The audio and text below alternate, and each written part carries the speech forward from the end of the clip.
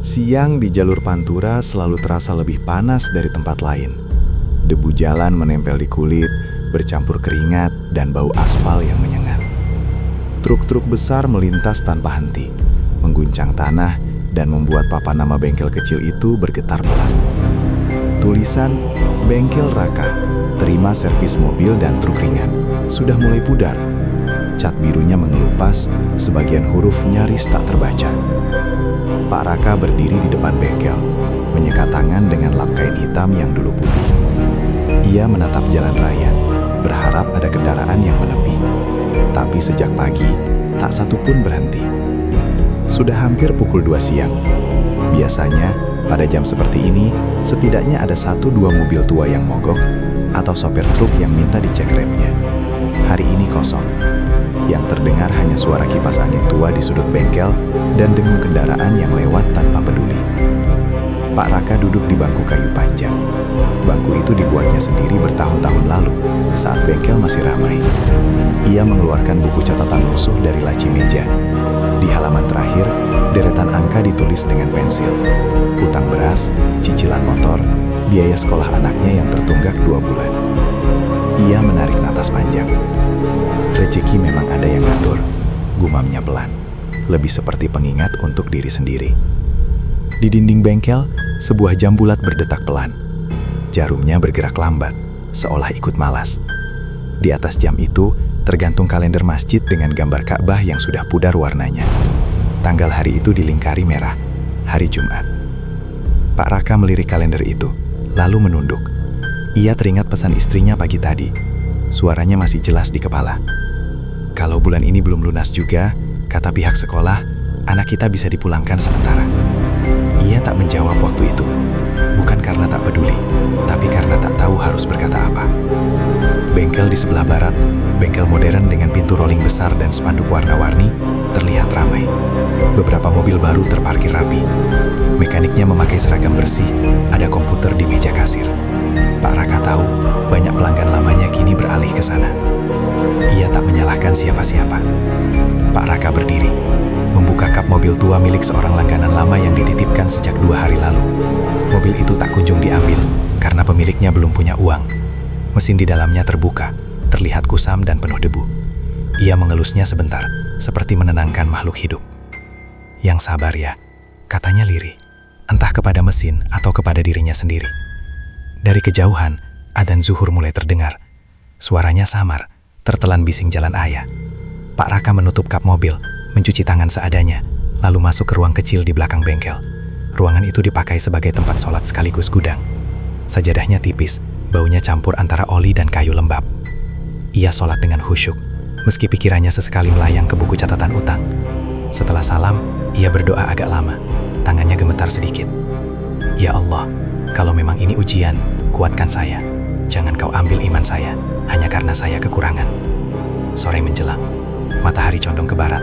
Cahaya jingganya memantul di badan mobil yang lewat. Bengkel tetap sepi.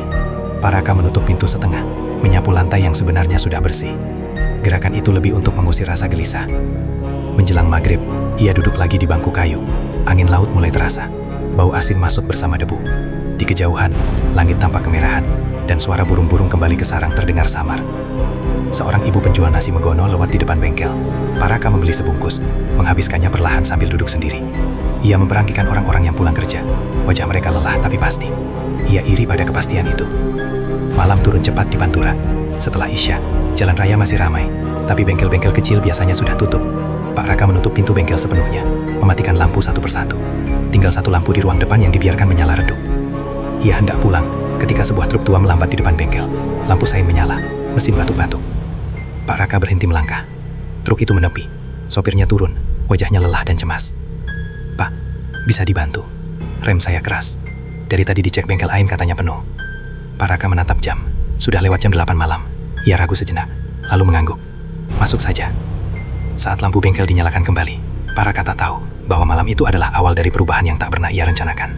Ia hanya tahu satu hal, bengkel yang siang tadi sunyi, kini kembali bernapas. Dan di balik suara mesin yang dinyalakan itu, ada sesuatu yang mulai ikut terbangun. Pelan, nyaris tak terasa. Pagi datang dengan matahari yang terasa malas naik. Udara masih lembab. Sisa embun menempel di daun pisang di tepi bengkel. Raka bangun dengan badan pegal, terutama di punggung dan pergelangan tangan. Malam jadi, ia pulang hampir jam 2, setelah truk itu selesai diperbaiki dan pergi dengan ucapan terima kasih yang berulang-ulang. Uang yang diterimanya masih tersimpan rapi di saku kemeja kerja. Ia belum sempat menghitungnya dengan tenang. Ada rasa lega, tapi juga perasaan aneh yang tak bisa ia jelaskan. Seperti seseorang yang baru saja melewati persimpangan tanpa benar-benar tahu kemana ia melangkah. Istrinya menyeduhkan teh panas di dapur. "Semalam pulang malam," katanya pelan, tanpa nada menuduh. "Ada truk mogok," jawab Pak Raka singkat. Istrinya mengangguk. Ia terlihat lega, tapi sorot matanya menyimpan lelah yang sama. Mereka tak membicarakan uang, seolah takut menyebutnya akan membuat harapan itu runtuh. Setelah membuka bengkel dan memastikan semua alat di tempatnya, Pak Raka berjalan ke warung kopi di seberang jalan. Warung itu kecil, berdinding papan, dengan bangku panjang dan meja kayu yang penuh bekas gelas. Disitulah para sopir, tukang tambal ban, dan warga sekitar biasa singgah. Kopi hitam disajikan dalam gelas buram. Asapnya tipis, baunya pahit dan akrab. "Bengkelmu buka sampai malam sekarang, Rak?" tanya Pak Darto, sopir truk yang sudah lama dikenalnya. "Kalau ada yang perlu ya dilayani," jawab Pak Raka sambil tersenyum tipis. Pak Darto terkekeh. "Hati-hati, rezeki malam itu beda." Pak Raka mengangkat alis. "Beda gimana maksudnya?" Pak Darto tak langsung menjawab. Ia menyeruput kopi, lalu menoleh ke arah jalan raya, memastikan tak ada orang lain yang terlalu dekat. "Di sini itu banyak cerita. Jalur Pantura panjang, Rak. Bukan cuma manusia yang lewat." Ucapan itu disambut tawa kecil beberapa orang, tapi tawanya cepat mereda. Ada kesan bahwa kalimat itu bukan sepenuhnya bercanda. Seorang lelaki tua yang duduk di pojok warung ikut bersuara. Namanya Pak Wiryo, sesepuh kampung yang jarang bicara, tapi sekali bicara biasanya didengar. Rambutnya putih semua, sorot matanya tenang tapi dalam. "Usaha itu seperti sawah," katanya pelan. "Kalau dipaksa panen sebelum waktunya, tanahnya akan minta balasan." Pak Raka terdiam. Ia tahu Pak Wiryo sering bicara dengan perumpamaan, tidak pernah menyebut sesuatu secara langsung. "Saya cuma kerja, Pak," kata Pak Raka akhirnya. "Namanya juga cari makan." Pak Wiryo mengangguk pelan. "Kerja itu baik, tapi ada rezeki yang datang karena dicari, ada yang datang karena dipanggil." Kata dipanggil membuat Pak Raka merinding tanpa alasan jelas. Ia meneguk kopi sampai habis, berharap rasa pahitnya bisa mengusir perasaan itu. Sebelum pulang ke bengkel, Pak Wiryo memanggilnya pelan. "Rak, kalau nanti bengkelnya mulai ramai di waktu yang tak biasa, ingat satu hal, jangan serakah, dan jangan melanggar pantangan yang kamu sendiri tak paham." "Apa pantangannya, Pak?" tanya Pak Raka spontan. Pak Wiryo tersenyum tipis. "Justru itu, kadang pantangan tidak pernah diucapkan, tapi terasa." Siang itu berlalu dengan aneh. Bengkel Pak Raka kembali sepi, seperti hari-hari sebelumnya. Tidak ada mobil yang menepi, bahkan langganan lama pun tak terlihat, seolah malam tadi hanyalah kebetulan. Namun menjelang sore, satu mobil berhenti, lalu satu lagi.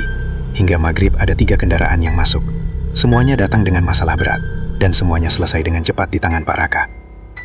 Ia bekerja tanpa banyak berpikir, tangannya bergerak otomatis, seperti sudah hafal apa yang harus dilakukan. Setiap mesin yang menyala kembali terasa seperti kemenangan kecil. Malam datang lagi. Angin laut berembus lebih kencang. Lampu bengkel menyala terang, menarik ngengat dan serangga lain yang berterbangan di sekitarnya. Sekitar jam 10, sebuah mobil hitam berhenti tepat di depan bengkel.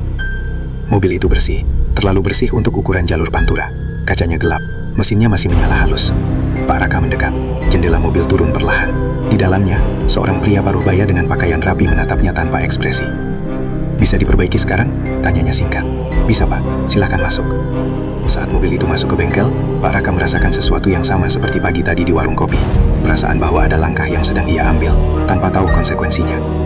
Pria itu membayar mahal, terlalu mahal untuk kerusakan yang sebenarnya sederhana. Saat mobil pergi, bengkel kembali sunyi, tapi sunyi yang berbeda, sunyi yang terasa penuh. Pak Raka duduk di bangku kayu, menatap tangannya sendiri. Uang di saku terasa berat.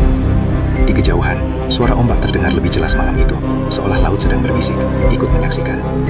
Dan tanpa ia sadari, di dalam dirinya mulai tumbuh keyakinan kecil yang berbahaya.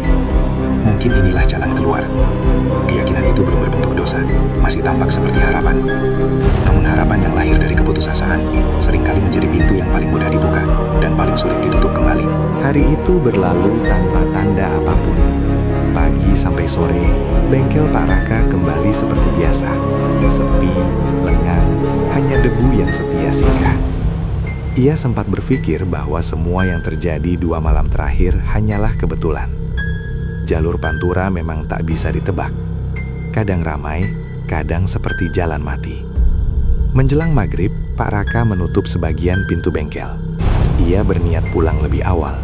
Badannya masih lelah, dan perasaan di dadanya belum juga tenang. Ia ingin malam itu dihabiskan bersama keluarga, makan sederhana, lalu tidur lebih cepat. Namun azan maghrib belum lama selesai ketika sebuah mobil tua berhenti tepat di depan bengkel. Lampunya redup, mesinnya tersendat-sendat. Pak Raka berdiri mematung sejenak, ragu. Ia sudah setengah menutup pintu. Sopirnya turun, lelaki muda dengan wajah cemas. "Pak, maaf, bisa tolong? Dari tadi mesin saya panas terus." Pak Raka menghela napas. Ia menoleh ke arah rumahnya yang tak jauh dari bengkel, lalu kembali menatap mobil itu.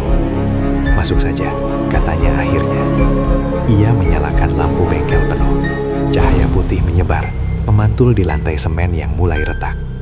Serangga malam berdatangan, berterbangan di sekitar lampu. Suara jalan raya masih ramai, tapi terasa jauh, seolah bengkel itu terpisah dari dunia luar. Kerusakan mobil itu cukup berat. Pak Raka bekerja hampir 1 jam. Tangannya kotor oli, bajunya basah oleh keringat. Tapi ada hal aneh yang ia rasakan. Pekerjaan itu terasa terlalu mudah. Seolah mesin itu sendiri ingin diperbaiki olehnya. Belum sempat ia membersihkan tangan, sebuah mobil lain datang. Disusul satu lagi, tanpa jeda. Jam menunjukkan pukul 9 malam. Bengkel yang biasanya gelap setelah Isya, kini terang dan hidup. Suara mesin, denting alat, dan langkah kaki bergantian mengisi ruang. Pak Raka tak sempat berpikir panjang, ia hanya bekerja. Setiap kali satu mobil selesai, mobil lain sudah menunggu. Para pelanggan tak banyak bicara, mereka duduk diam, menunggu, lalu pergi setelah membayar, selalu dengan uang yang cukup, bahkan lebih.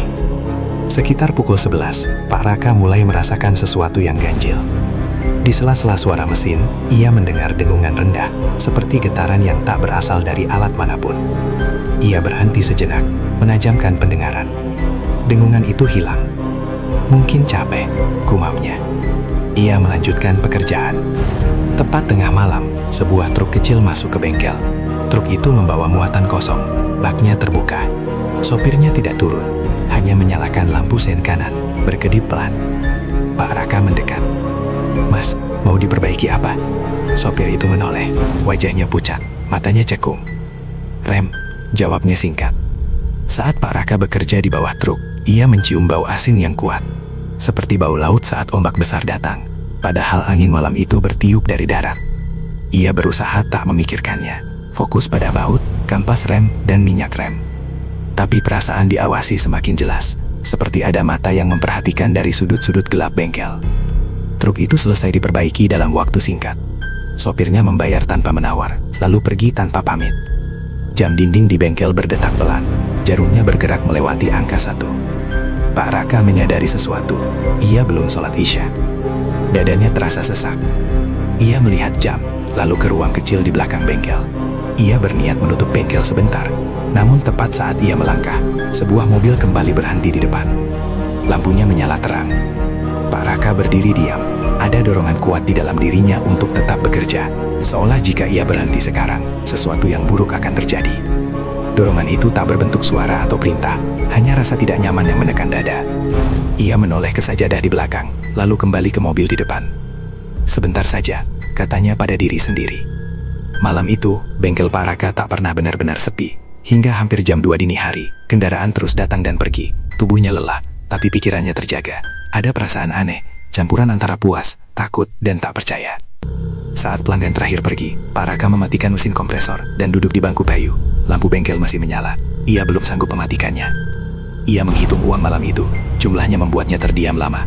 Lebih dari yang ia dapatkan dalam seminggu penuh biasanya. Tangannya gemetar sedikit. Di luar, jalan Pantura mulai lengang. Angin laut membawa suara ombak yang lebih jelas dari biasanya. Sejenak, Pak Raka merasa bengkel itu seperti berdiri di tepi sesuatu yang luas dan gelap. Ia menatap ruang bengkel lama di sisi kanan, ruang yang jarang dipakai. Pintunya tertutup, lampunya mati. Entah sejak kapan, ia merasa ruang itu terasa lebih gelap dari seharusnya. Pak Raka bangkit, mematikan lampu satu persatu. Saat lampu terakhir padam, ia sempat merasa ada yang tertinggal di dalam bengkel. Bukan benda, melainkan sesuatu yang tak terlihat. Ia mengunci pintu, lalu berjalan pulang dengan langkah berat. Di tempat tidurnya, tubuh Pak Raka terbaring lelah, tapi matanya sulit terpejam. Di telinganya, suara mesin masih terngiang. Di dadanya, sebuah keyakinan mulai memuat, meski ia belum berani mengakuinya. Bengkel itu tak lagi sepenuhnya miliknya, dan malam pertama yang ramai hanyalah permulaan. Pagi itu, Pak Raka datang ke bengkel lebih awal dari biasanya.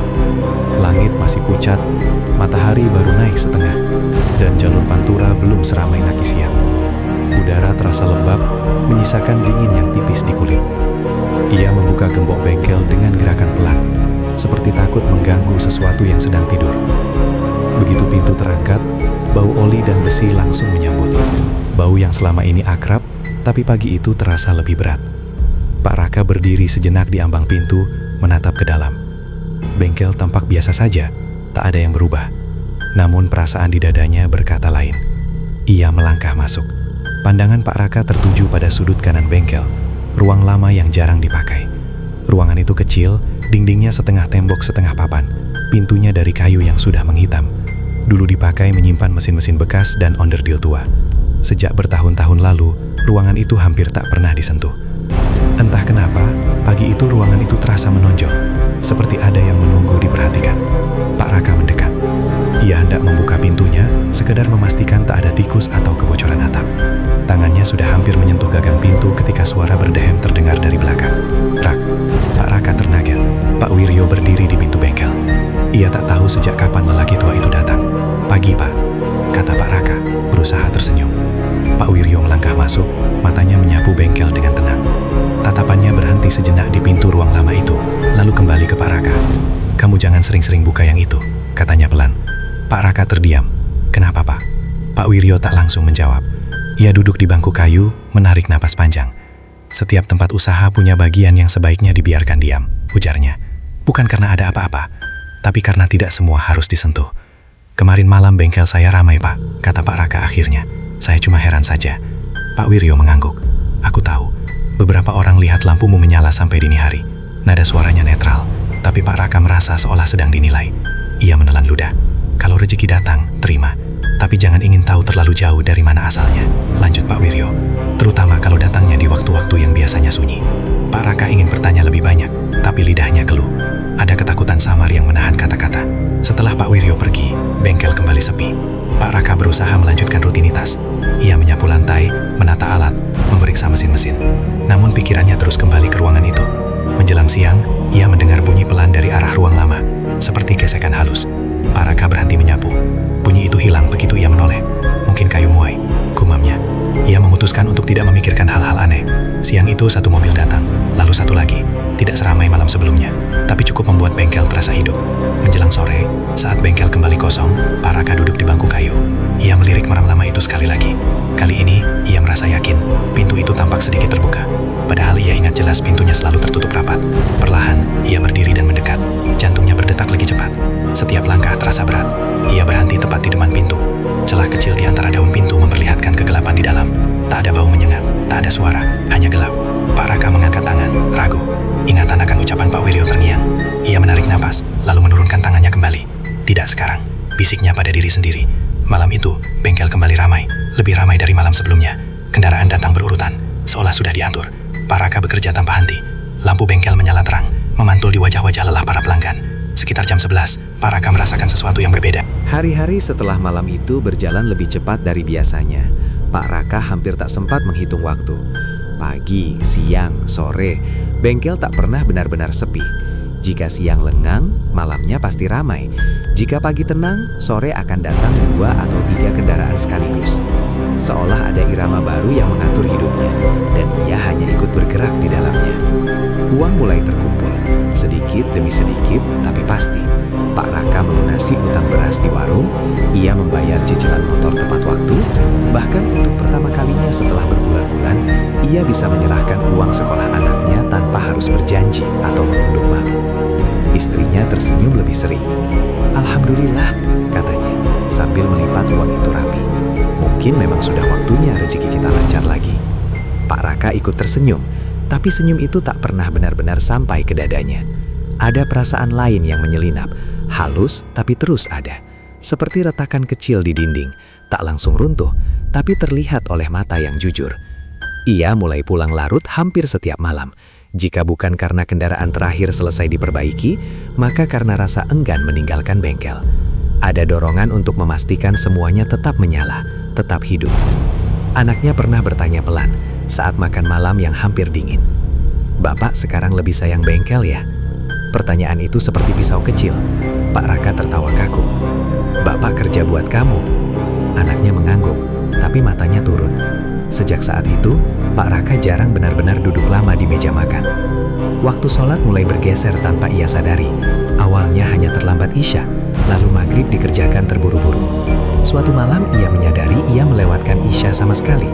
Ia berdiri lama di bengkel yang sudah sepi, memandangi sajadah di ruang belakang tanpa segera menggelarnya. "Nanti saja," katanya pada dirinya sendiri. Kata nanti itu menjadi kebiasaan. Setiap kali ia berniat menutup bengkel lebih awal untuk sholat tepat waktu, selalu ada kendaraan datang. Selalu, tepat di saat ia mematikan lampu atau menurunkan pintu setengah. Datangnya tidak tergesa, tapi pasti, seperti sudah tahu waktunya. Pak Raka mulai tidak bertanya, ia menerima saja.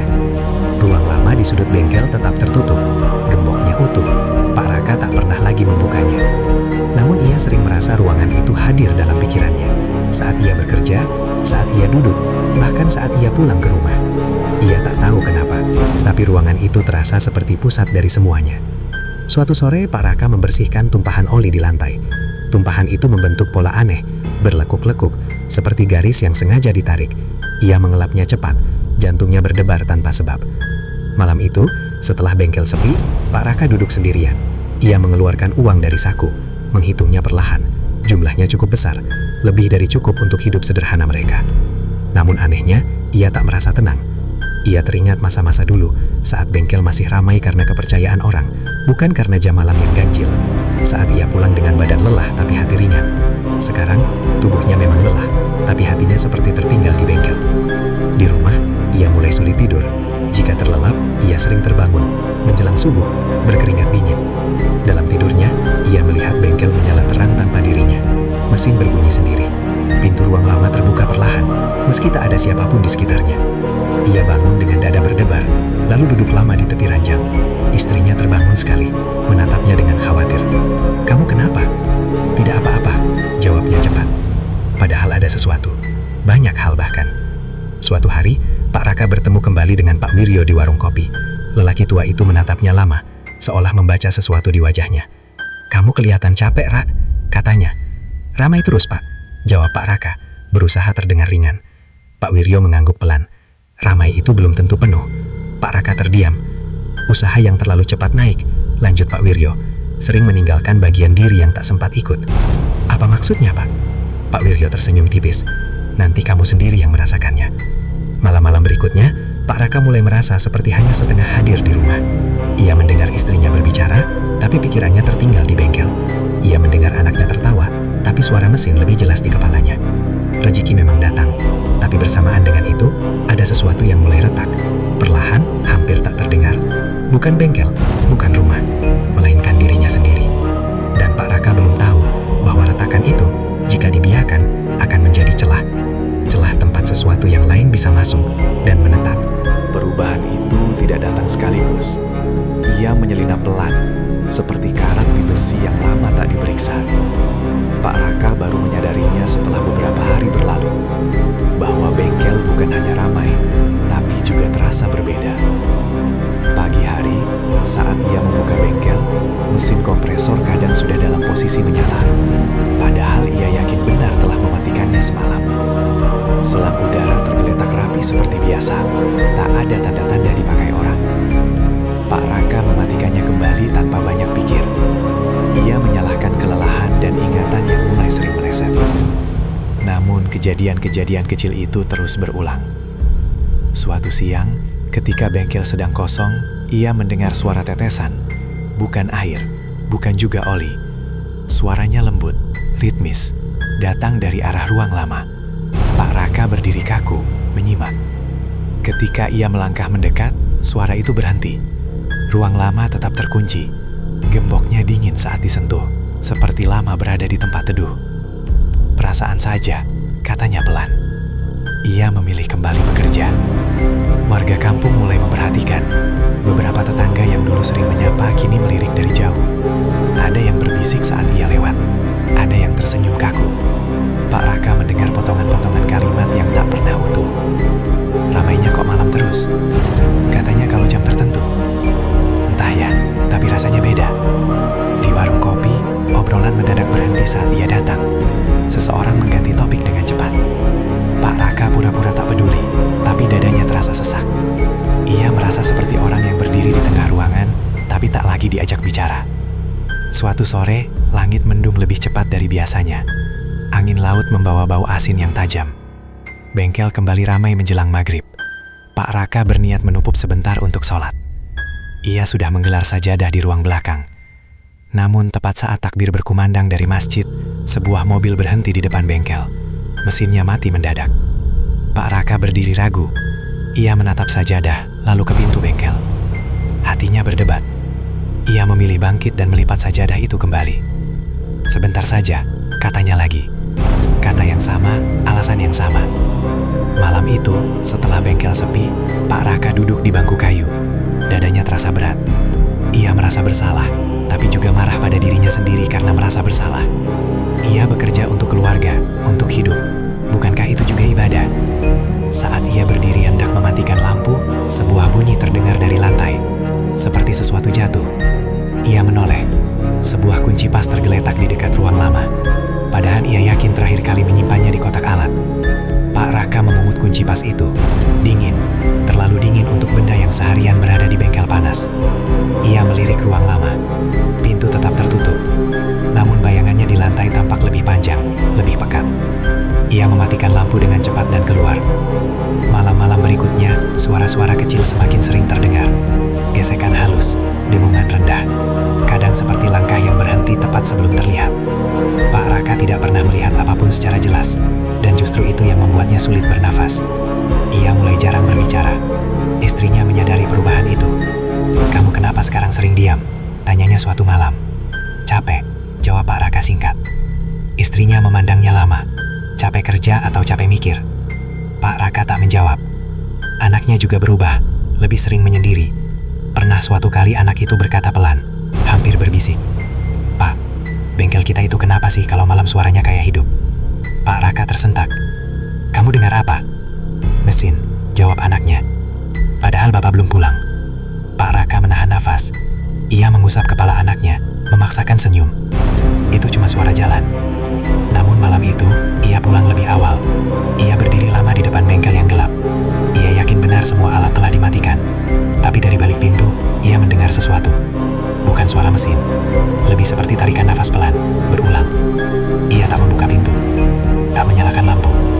Ia memilih pergi. Di kamar, ia berdoa dengan suara tertahan. Kata-kata terasa asing di mulutnya. Seolah ada jarak tipis tapi keras antara niat dan ucapannya. Pak Raka mulai menyadari satu hal yang mengganggu. Semua tanda itu tidak memaksanya. Tidak ada perintah. Tidak ada ancaman. Semuanya hanya hadir, menunggu ia terbiasa. Dan itulah yang paling menakutkan. Karena semakin hari, ia semakin pandai mengabaikan. Mengabaikan suara. Mengabaikan rasa. Mengabaikan pertanyaan-pertanyaan kecil yang dulu membuatnya berhenti. Bengkel terus ramai. Uang terus datang. Hidup terus berjalan. Namun di sela semua itu, Pak Raka tahu, meski ia tak mau mengakuinya, bahwa ada sesuatu yang tumbuh di tempat yang ia biarkan kosong. Dan setiap kali ia memilih untuk diam, memilih untuk tidak melihat, sesuatu itu tumbuh sedikit lebih kuat. Pak Raka mulai memahami makna itu, meski tak pernah ia ucapkan dengan kata-kata.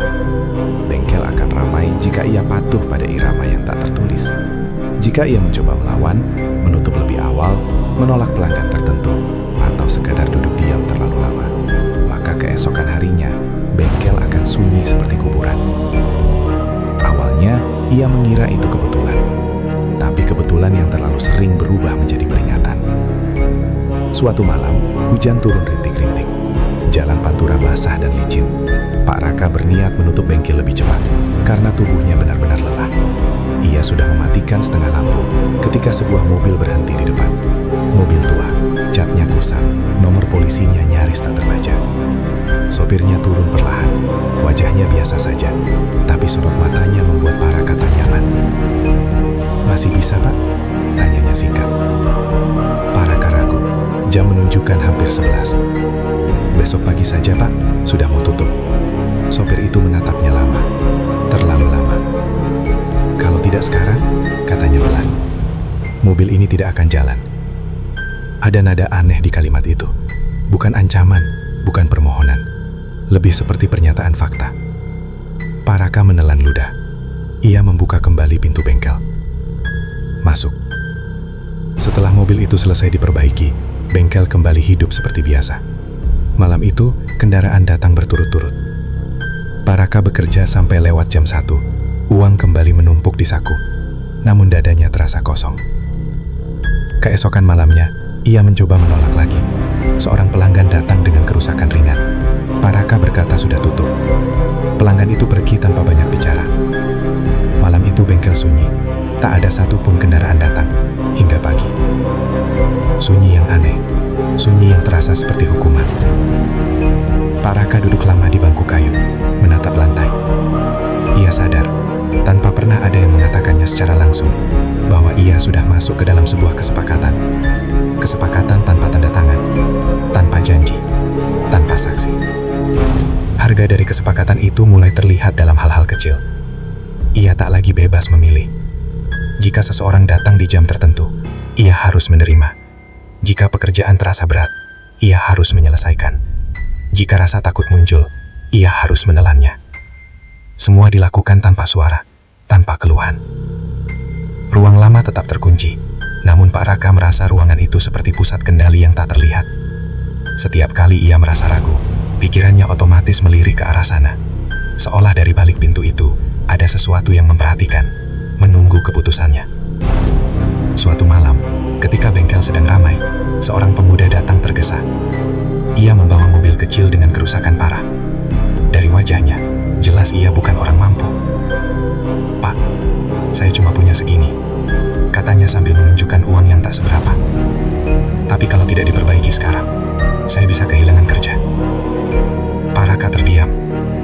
Biasanya, ia akan membantu, mencari cara paling murah, mengulur waktu pembayaran. Dulu itu biasa ia lakukan.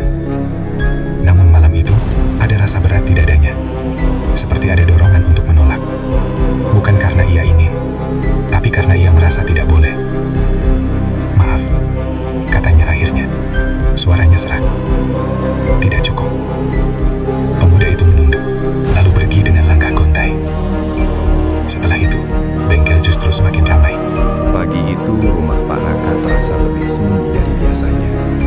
Bukan karena tak ada suara, tapi karena suara-suara yang ada terdengar jauh.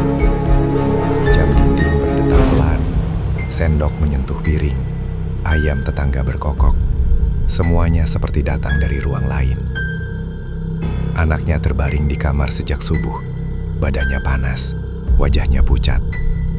Istrinya sudah mencoba mengompres, memberi obat penurun panas, tapi suhu tubuh itu tak juga turun. Napas anaknya pendek-pendek, seperti orang kelelahan setelah berlari jauh. Pak Raka duduk di tepi ranjang, menatap wajah itu lama. Wajah yang selama ini ia lihat tumbuh perlahan, kini tampak rapuh. Ia menyentuh kening anaknya. Panas. "Kita ke puskesmas saja," katanya. Di perjalanan, Pak Raka menyetir dengan tangan kaku. Jalan kampung terasa lebih sempit. Setiap kali melewati bengkel, matanya refleks menoleh. Pintu bengkel masih tertutup, lampu mati. Tapi entah kenapa, ia merasa seperti ada yang tertinggal di sana, menunggu. Hasil pemeriksaan tak memberi jawaban jelas. Dokter bilang mungkin hanya kelelahan atau infeksi ringan. Diberi obat, disuruh istirahat. Namun di wajah dokter itu, Pak Raka menangkap keraguan yang tak diucapkan. Hari-hari berikutnya berjalan lambat. Anak itu tak kunjung membaik. Panas datang dan pergi. Kadang turun, lalu naik lagi tanpa sebab. Malam hari, anaknya sering terbangun sambil menangis, tapi tak bisa menjelaskan apa yang ia rasakan. "Seperti ada yang bikin berat," katanya pelan suatu malam. Kata berat itu menancap di dada Pak Raka. Ia mulai pulang lebih awal, Bengkel tetap ramai, tapi ia tak lagi betah berlama-lama. Setiap mesin yang dinyalakan terdengar seperti mengingatkannya pada sesuatu yang ia abaikan. Setiap uang yang masuk terasa dingin di tangan. Di rumah, suasana berubah. Istrinya jarang tersenyum. Ia bicara seperlunya. Matanya sering kosong, menatap lantai atau dinding tanpa tujuan. "Kamu masih buka bengkel malam?" tanyanya suatu sore. Suaranya datar. Pak Raka mengangguk. "Kalau ada yang datang." Istrinya menoleh cepat. "Kalau tidak ada?" Pak Raka terdiam. Ia tak punya jawaban yang jujur dan sederhana. Malam itu, setelah anaknya tertidur, Pak Raka duduk sendiri di ruang tengah. Lampu redup. Sajadah terlipat di sudut ruangan. Ia menatapnya lama. Ada dorongan kuat untuk sholat, untuk memohon, untuk mengaku. Tapi saat ia berdiri, dadanya terasa sesak. Kata-kata tak kunjung naik ke bibir. Ia duduk kembali. Di bengkel, perubahan juga terasa. Kendaraan yang datang semakin banyak pada jam-jam tertentu. Selalu setelah maghrib. Selalu hingga lewat tengah malam. Seolah bengkel itu memiliki waktu sendiri yang tak mau diganggu. Suatu malam, saat Pak Raka pulang lebih awal karena anaknya demam tinggi, bengkel benar-benar sepi. Tak ada satupun kendaraan datang hingga pagi. Keesokan harinya, bengkel juga sepi. Sunyi yang menyakitkan. Uang berhenti mengalir. Pak Raka mulai gelisah. Ia berdiri lama di depan bengkel, menatap pintu ruang lama. Gemboknya masih terpasang. Namun ia merasa ada ketidaksabaran di udara, seperti sesuatu yang menunggu dipanggil kembali. Malam berikutnya, anaknya demam semakin parah. Istrinya menangis tertahan di dapur. "Kamu ini kenapa, Rak?" katanya dengan suara gemetar. "Dulu rumah kita meski miskin, hangat. Sekarang uang ada, tapi rasanya dingin, seperti bukan rumah." Kata dingin itu membuat Pak Raka menggigil. Ia teringat ucapan Pak Wiryo, ramai itu belum tentu penuh. Malam itu, Pak Raka kembali ke bengkel sendirian. Ia membuka pintu perlahan. Lampu dinyalakan satu persatu. Bengkel terasa berbeda. Lebih sunyi, lebih luas. Suara jalan raya terdengar jauh. Ia berdiri di tengah bengkel, menatap ruang lama. Pintu itu tertutup, tapi terasa hidup. Seperti dada yang menahan napas. "Kalau memang ini salah," katanya pelan, hampir berbisik. "Cukup saya saja." Tak ada jawaban, tidak ada suara. Namun dadanya semakin berat. Ia merasa kata-katanya tak pergi kemana-mana, seolah terpantul kembali ke dirinya sendiri. Saat ia mematikan lampu dan menutup bengkel, ia sadar sesuatu yang menakutkan. Rumah dan bengkel kini terasa sama. Sama-sama dingin, sama-sama tak memberi istirahat. Di rumah, ia duduk di samping anaknya yang tertidur gelisah. Ia menggenggam tangan kecil itu.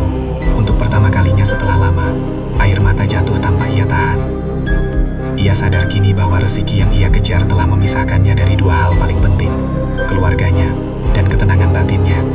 Dan yang lebih menakutkan, ia tak tahu bagaimana cara mengambilnya kembali. Di luar, malam Pekalongan terasa sunyi. Angin laut bertiup pelan, dan di kejauhan, bengkel itu berdiri diam, seolah menunggu keputusan yang belum berani ia ambil. Subuh datang tanpa benar-benar membawa terang. Langit Pekalongan masih kelabu ketika Pak Raka berdiri di teras rumah, memandang jalan kampung yang basah oleh embun. Azan subuh baru saja selesai, tapi ia tak ikut ke masjid. Ia hanya berdiri, menggenggam jaket bengkel yang sudah lama tak dicuci, seperti orang yang ragu melangkah kemanapun. Dari dalam rumah terdengar batu kecil anaknya. Bunyi itu pelan, tapi cukup membuat dada Pak Raka terasa ditarik dari dalam. Ia masuk kembali, duduk di sisi ranjang, menatap wajah pucat itu. "Pak," anaknya membuka mata sedikit. "Kita nggak usah punya bengkel kalau bikin Bapak capek." Kalimat itu sederhana, diucapkan tanpa tuduhan, tapi justru disitulah beratnya. Pak Raka menunduk, menggenggam tangan kecil itu lebih erat. "Bapak yang salah," katanya pelan.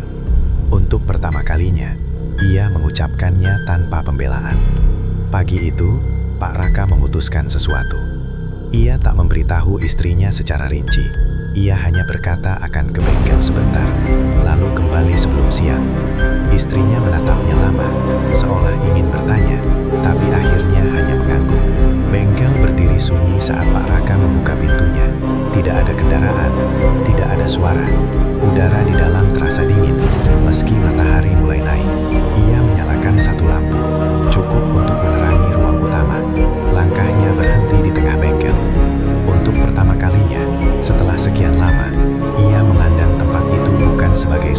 lagi, tapi sebagai saksi. Saksi dari setiap pilihan kecil yang ia ambil. Setiap nanti saja, setiap sholat yang ditunda, setiap empati yang ia telan, demi kelancaran. Ia berjalan menuju ruang lama. Gembok itu masih terpasang. Tangannya gemetar saat menyentuhnya. Dingin. Sama seperti malam pertama ia menyadari, ada sesuatu yang tak beres. Pak Raka menarik napas panjang. "Aku gak mau lagi," katanya pelan. Tidak berteriak, tidak menantang. Hanya pernyataan lelah dari seseorang yang sudah terlalu lama menahan beban. Ia membuka gembok itu. Pintu ruang lama berderit saat didorong. Bau lembab langsung menyergap. Bau tanah, besi tua, dan sesuatu yang sulit dijelaskan. Seperti udara lama yang tak pernah bergerak. Di dalam, ruangan itu kosong. Tak ada makhluk, tak ada bentuk aneh. Hanya rak-rak tua dan lantai semen yang retak. Namun perasaan yang datang justru lebih berat. Seperti berdiri di tempat yang terlalu lama menyimpan niat buruk manusia. Pak Raka melangkah masuk. Dadanya sesak, napasnya pendek. Ia merasa seperti diawasi dari segala arah, meski tak ada apapun yang terlihat. Bukan mata, bukan sosok.